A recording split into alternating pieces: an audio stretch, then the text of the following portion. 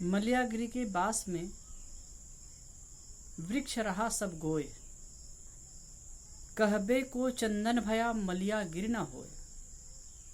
मलयागिरी के बास में वृक्ष रहा सब गोय। मलयागिरी चंदन सुगंधित होता है, खुशबूदार होता है, शीतल होता है। उसके पास में अन्य वृक्ष होते हैं, वो भी सुगंधित होते हैं। मलयागिरी के बास में वृक्ष रहा सब गोय, कहबे को चंदन भया मलयागिरी न होय। कहने मात्र को चंदन तो हो जाते हैं, सुगंधित हो जाते हैं। अब मार्केट में जो बिकता है वो चंदन असली नहीं होता, नकली होता है। दूसरे वृक्ष होते हैं, उसमें सुगंध का असर होता है, ये कहा जाता है। लेकिन मलयागिरी चंदन नहीं होते।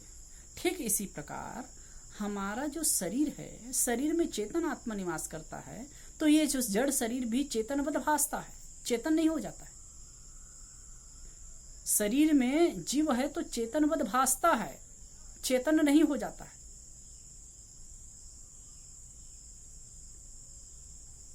लेकिन जब शरीर से जीव निकलता है तब निर्जीव। 25, 50, 100 वर्ष तक जीने वाला आदमी जब इसमें से चेतना निकलती है तो 2 और 4 घंटे में ही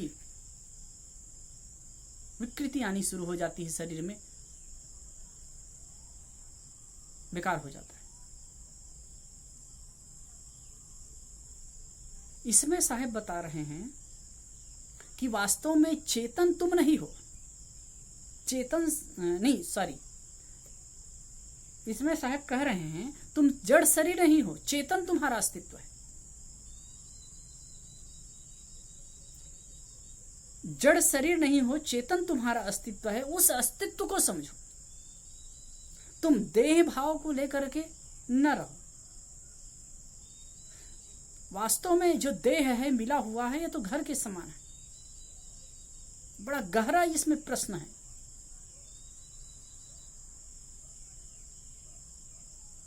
मलयागिरी के बास में वृक्ष रहा सब गोय, कहबे को चंदन भया मलयागिरी ना होए। मलयागिरी चंदन के पास में दूसरे वृक्ष लग जाते हैं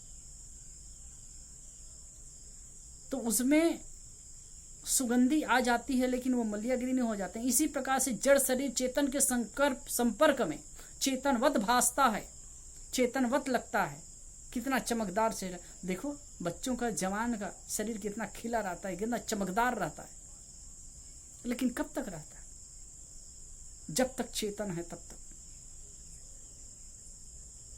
चेतन के रहने से शरीर चेतनवत भासता है, लेकिन न रहने पर जड़ तो जड़। इस संसार में 2 ही तत्व है ना, जड़ और चेतन। चेतन के अस्तित्व से ये जड़ शरीर चेतनवत भासता है, लेकिन चेतन नहीं हो जाता साहब। इस तथ्य को समझना चाहिए। चाहे शरीर कितना ही सौंदर्यवान हो, चाहे शरीर कितना भी बलिष्ठ हो, चाहे कुछ भी हो, अंततः तो नश्वर है, अंततः तो काल के गर्त में ही जाने वाला है, अंततः तो समाप्त ही होने वाला है। इस तथ्य को समझना चाहिए। इसलिए देह भाव में फंस करके, संसार की दुनियादारी में, प्रपंच में उलझ करके अपना कीमती समय नष्ट नहीं करना चाहिए। जब तक जीवन है, घर परिवार और समाज में रहते हैं, तो जैसे कि घर है, घर को सजो करके संभाल करके रखना पड़ता है, वैसे शरीर को भी संभाल करके रखना पड़ता है। और शरीर संबंधी जो कर्तव्य हैं वो भी करना पड़ता है। जो आपके घेरे में रहते हैं, जो आपके अंडर में हैं, जो आपके संरक्षण में हैं, जिनके सानिध्य में रहते हो, जिनके लोगों के बीच में रहते हो, उनके साथ में जो व्यवहार करना है वो तो करना ही है। उससे आप भाग नहीं सकते, वो करिए। लेकिन अंततः समझिए कि शरीर जड़ है और मैं चेतन। ये तथ्य को गहराई से समझना चाहिए।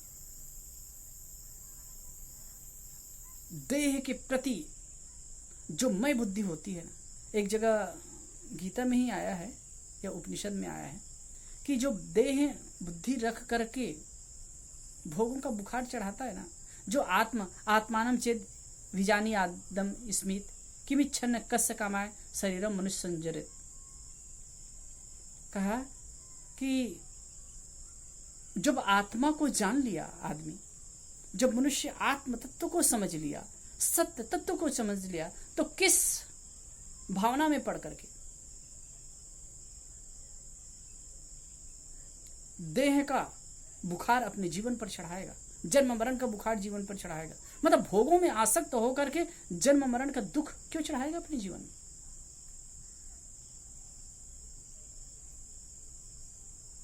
जहां कहीं भी हम उलझते हैं, भटकते हैं, देह बुद्धि की वजह से।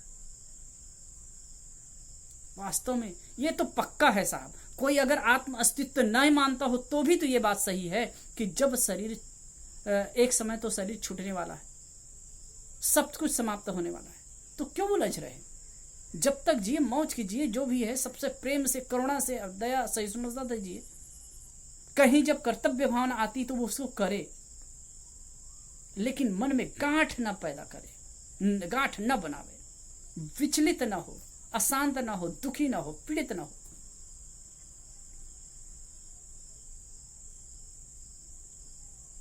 इतना समझे कि शरीर अलग है और मैं अस्तित्व अलग है। इस तत्व को समझ करके, तत्वतः समझ करके और व्यवहार करना चाहिए। ठीक साहिब बंदगी।